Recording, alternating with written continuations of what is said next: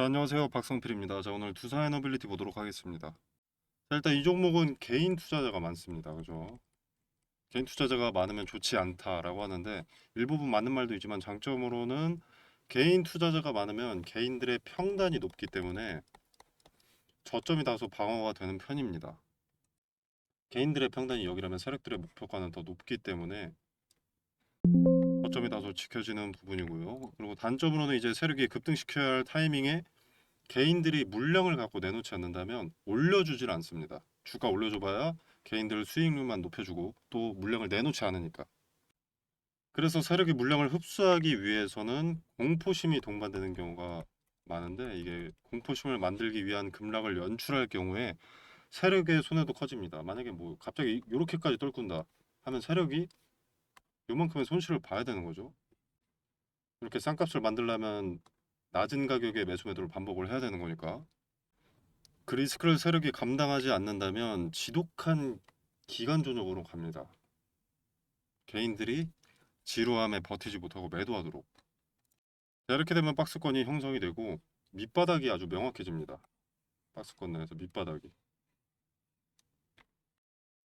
밑바닥이 명확해진다는 것은 지지 포지션이 어디인지 누구나 알 수 있게 차트가 그려진다는 건데 이때 강력한 지지의 자리를 한 차례 이탈시켜서 겁을 줄 가능성이 높습니다. 이게 기간 조정으로 재미가 없어진 상태. 호재가 나와도 크게 오르지도 않는 상태. 수주는 계속 나오는데 계속 거의 그대로. 한번 반짝 올라도 다시 제자리. 이런 과정이 먼저 선행되다가 이렇게 공포심을 한번 주는 거죠. 여기서 주도 주체가 의도하는 바는 호재가 있어도 오르지 못함에 여기가 고점이다. 이런 자리가 고점이다라고 판단하게 유도하는 겁니다. 그리고 저항이 강력해서 돌파하지 못했듯이 지지가 강력해서 무너지지 않을 거라고 생각을 했는데 무너지는 일봉을 만들어서 한두 차례 만들어서 공포심을 조성하는 거죠. 그렇게 조마조마한 투심 상태를 만든 뒤에 본전을 한번 줍니다. 본전을 한번 주고 다시 한번 저항받고 밑바닥으로 끌고 가는 흐름을 연출합니다. 그렇게 매도 유도. 그 매도 물량 받아서 소화 흡수하게 되면 이제 추세 반전, 박스권 상단 돌파 이런 흐름이 자주 나오는 거죠. 그래서 내가 팔면 오르고 내가 사면 내리는 겁니다. 자, 지금 두산에너빌리티의 주가는 재미는 없어도 박스권 내에서 횡보를 하고 있기 때문에 부정적이지도 긍정적이지도 않습니다. 부정보다는 긍정에 가깝습니다. 왜냐면 높은 자리니까. 높은 자리이지만 무너지지 않고 박스권을 유지해주고 있으니까. 자, 그리고 이제 이슈가 하나 준비가 되어 있죠. 두산은 수주는 지속적으로 나오기 때문에 수주보다 이슈가 기대감이 클 수가 있습니다. 자, 2026년 1월 6일부터 9일까지 세계 최대 가전 IT 전시회인 CES 아이고 CES 2026이 열리죠. 자, 두산그룹도 참여합니다. 자, 뉴스 한번 같이 보면은 뭐 두산 CES 2026에서 최첨단 기술 포트폴리오 대거 공개 예정이다. 내용을 보면 급성장하는 AI 기반 산업을 지원하겠다는 두산그룹의 강력한 의지를 나타낸다. 두산그룹 김도환 CSO는 AI 발전으로 에너지 수요가 그 어느 때보다 높아진 시기에 이번 CES 참가는 오늘날 삶에 영향을 미치는 솔루션을 구축하고 더욱 지속 가능한 미래를 위한 토대를 마련하는 우리의 의지를 반영한다라고 했습니다. 그리고 밑에 보면 AI 기반 혁신 기술을 통해 산업과 인프라 지원에 대한 지속적인 투자를 보여줄 예정이다. 결국 전력이죠, 전력. 두산에서 투자하겠다는 것은 전력이겠죠. AI 데이터 센터의 전력 수요를 충족하도록 설계된 가스터빈과 SMR 분야의 진보된 현황을 공개할 예정이다. 자, 이렇게 되면 2026 CES는 기대감 일정이라고 볼 수가 있겠죠. 1월 6일부터 9일까지 AI 산업에서 전력과 SMR이 왜 필요한지, 왜 매력이 있는지를 어필하는 자리이기 때문에 기대감 반영 일정이 될 가능성이 높다고 볼 수 있겠습니다. 네, 그래서 1월 6일이 다가오는 시점, 거래일로는 3거래일밖에 남지 않았기 때문에 빠르게 반영될 거라고 보고요. 그리고 차트상으로도 이제 박스권 하단에 위치를 하고 있기 때문에 기대감이 약하더라도 일부라도 반영되면서 박스권 상단 매물 소화를 진행하지 않을까 생각이 됩니다. 상단 매물 소화는 차트를 보면 알 수 있기 때문에 앞으로 3거래일 1월 2일부터 3거래일 그리고 이제 CES 일정인 1월 6일부터 8일까지 흐름을 주목할 필요가 있겠죠. 그리고 이제 CES에서 발표되는 내용에 대한 분석, 정보도 텔레그램방에서 언급을 드리겠습니다. 그리고 반등할 가능성이 다소 높아 보이기는 하는데 이 매물 소화의 흔적, 디테일을 함께 말씀드리도록 하겠습니다. 자, 그리고 AI 거품론.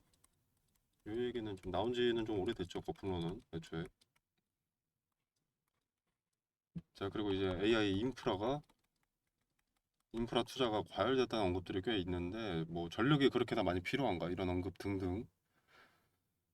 그래서 전력 수요가 예상만큼 필요한가 하는 곳 SMR이 메리트가 있는가로 이어지면서 뉴스케일 파워가 타격을 입었었습니다. 영업이익까지 적자 13배 늘어났죠. 이런 성적표를 갖고 오면서 리스크가 커진 것처럼 볼 수가 있는데 물론 상식적으로 매출과 영업이익을 보면 그럴 수 있습니다만 뉴스케일 파워 같은 경우에는 프로젝트 기업입니다. 프로젝트. 지금 당장의 이익이 아니라 앞으로 체결될 계약의 가치로 평가를 받는 거죠. 2030년에 상업운전이 시작되면 본격적인 현금 흐름이 발생합니다. 지금의 적자는 미래 매출을 위한 선행 투자일 뿐인 거죠. 뭐 예를 들자면 제약바이오 섹터에서 연구개발 비용, R&D 비용 이런 거죠. 약을 개발하는데 비용이 먼저 소모가 되고 시판을 승인받으면 이제 판매로부터 돈이 들어오기 시작하는. 그래서 적자가 선행되고 이제 흑자로 전환되는. 그렇기 때문에 프로젝트 기업에게 당정의 실적을 보고 거품이다 라고 하는 것은 전혀 설득력이 없는 소리라는 겁니다. 자, 엔비디아 젠슨 황 앞으로 6, 7년간 소형 원자로가 SMR이 많이 건설될 것이라고 언급한 바 있습니다. 뭐 젠슨 황의 말이라고 무조건 정답인 것은 아닐지 몰라도 AI 산업 최전선에 있는 젠슨 황이 공개적으로 언급을 했다라면 AI 산업에 필요한 필수 요소로 전력을 꼽는다는 것이라고 봅니다. 그래서 AI 산업은 거품일 수가 없다라고 생각합니다. 제가 뭐 전문가는 당연히 아니지만 글로벌 대기업들의 행보가 기술의 초입 단계에서 선점하기 위한 경쟁이 그걸 말해주고 있다고 생각합니다. 마이크로소프트, 구글, 아마존, 메타, 애플, 엔비디아, IBM, 오픈 AI, 인텔, 테슬라, 알리바바, 디즈니, 삼성, SK, LG, 현대차그룹, KT, SKT, 네이버, 카카오 전 세계에 영향을 끼치는 대기업들이 투자한다는 이유가 있고 이들의 투자가 결실을 맺게 되면 결과물이 나오게 되면 그때 결국 전력은 필요할 수밖에 없습니다. 이들의 결과물이 나올 게 4년, 5년 뒤니까 어림잡아. 그러니까 지금 SMR 수주가 들어오는 거 아니겠습니까? SMR도 그 정도 걸리니까. 자, 미래 결과 AI가 거품일지 전력 수요가 모자라지 않을지 그 누구도 알 수 없습니다만 기업들은 4, 5년 뒤 AI 산업의 가치들을 높이 사고 지금부터 투자하고 있습니다. 그리고 완성된 기술에 전력이 필요할 것으로 생각되어서 SMR 투자도 현 시점부터 시작이 되고 있고요. 자, AI 기술이 4, 5년 뒤에 완성이 됐는데 전력이 부족해지니 30년에 부랴부랴 SMR을 건설하기 시작하면 늦지 않습니까? 그래서 AI와 전력은 동시에 개발하고 망해도 같이 망할 수밖에 없다는 겁니다. 즉 거품일지 아닐지 모르는 현 시점에서는 리스크를 우려할 필요가 없는 단계다. 그리고 AI 산업의 발전은 발전하면 발전할수록 전력 수요 증가로 이어지게 됩니다. 챗 GPT 같은 생성형 AI에서 행동 AI로 범위가 확장되듯이 발전하면 발전할수록 범위가 확장될 것이고 그러면 그럴수록 전력 수요는 증가할 겁니다. 그렇기 때문에 SMR이 거품이 될 수는 없다고 생각합니다. 자, 엔비디아의 끝모르던 상승 마치 코인 같은 상승은 GPU 수요는 증가하는데 공급 부족 예측에 폭등을 했던 겁니다. AI 시대의 전력이 수요에 비해서 공급이 적다면 그때는 어떻겠습니까? 자, 그리고 어떤 섹터든 초반에는 그 기술에 주목을 하지만요. 장기적으로 오래가는 것은 필수 자원입니다. 우리 2차 전지 한번 생각해 보시면 뭐 양극재, 음극재, 어쩌고 저쩌고, 뭐 배터리에 집중하고 뭐 어쩌고 저쩌고, 이것도 배터리 부품이죠. 아무튼 근데 이런 것들이 주목받다가 결국에는 필수 자원인 리튬이 폭등했습니다.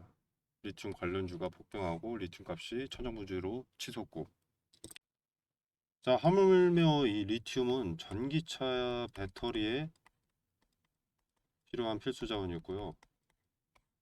전력은요, 우리 일상에 필요합니다. 자, 뭐 SMR 없다고 뭐 형광등 못 켜고 전기 없이 살아야 되고 그런 건 아닌데요.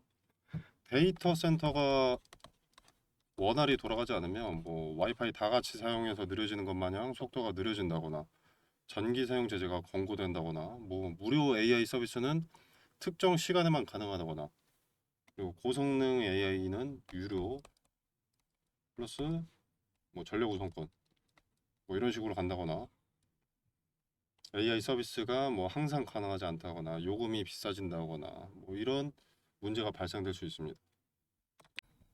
우리의 손과 발이 두뇌를 대신하기 위해서 발전하는 건데 규제나 제재가 많아지면 가치가 떨어질 수밖에 없겠죠. 자, 챗GPT도 하나 물어보는데 답변이 15분 걸리면 그냥 안 쓰고 맙니다. 그죠? 대답이 기깔나도 한 달 40만 원이면 그냥 멍청하게 사고 맙니다. 그죠? 그래서 전력 인프라가 반드시 필요한 겁니다. AI를 사용함에 있어 애로사항이 크지 않아야 쓸모가 있겠죠. 자, 쓸데없는 말을 좀 많이 한 것 같은데 핵심을 다시 한번 정리를 하자면 현재 박스권을 형성하고 있고 박스권 하단에 지지를 받은 상태, 하락 추세에서 나타나면 추세 반전으로 해석되는 영망치형 캔들, 그리고 기대감 일정인 CES 2026이 코앞으로 다가왔다. 박스권 상단을 터치하고 매물 소화를 진행할 가능성이 높은데 윗자리 매물 소화를 진행한다는 것은 주도 주체가 박스권 상단 돌파를 위해서 방해 요소를 제거해 놓는 물밑 작업일 가능성이 높다. 그래서 1월 초가 기대되는 부분이다. 자, 그러나 박스권 상단을 돌파하게 되면 다시 한번 모든 투자자가 수익권에 근접해지기 때문에 이때는 분할로 대응하는 것이 최상책이고 윗자리로 올라간다고 하더라도 이 박스권을 다시 한번 형성하고 지루한 기간 조정이 또 한번 동반될 가능성이 압도적으로 높기 때문에 분할 매도를 권유드린다가 되겠습니다. 자, 타점이 어디가 유효할 거라고 생각이 되는지 그리고 타점을 잡은 근거는 무엇인지 관련된 디테일은 텔레그램 방에서 언급을 드리도록 하겠고요. 이 부분은 실시간으로 말씀드려야 대응에 참고가 되시기 때문에 들어오셔서 근거를 지켜라도 보시길 바라겠습니다. 자, 텔레그램방 참여는 영상 설명란에 보시면 여기 더보기 버튼이 있습니다. 이 버튼을 누르시면 이렇게 링크를 기재를 해뒀고요. 자, 이 링크를 타고 들어오시면 자, 이런 창이 하나 뜹니다. 원하시는 혜택, 뭐 매매 기법, 종목 등 공시 분석 원하시는 거 눌러주시면 되겠고 뭐 중복 체크도 상관없습니다. 자, 그리고 링크를 초대받으실 전화번호 남겨주시고 제출을 눌러주시면 텔레그램방 링크를 보내드리도록 하겠습니다. 자, 그리고 종목 추천도 드리고 있는데 수익률 같은 건 뭐 텔레그램 켜서 보여드리기도 설명하기도 귀찮습니다. 수익률이 뭐 대단하다, 말도 안 된다 이런 말씀을 드리는 게 아니고요.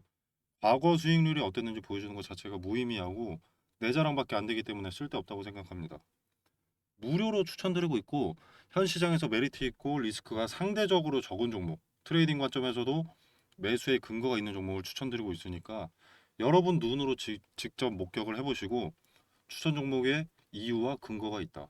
충분히 매력 있는 종목이다. 라고 판단이 되시면 여러분의 의지로 자유롭게 매수해 보시거나 아니면 그냥 지켜보시거나 마음대로 하시면 되겠습니다. 자, 영상을 제작하는 지금 12월 31일입니다.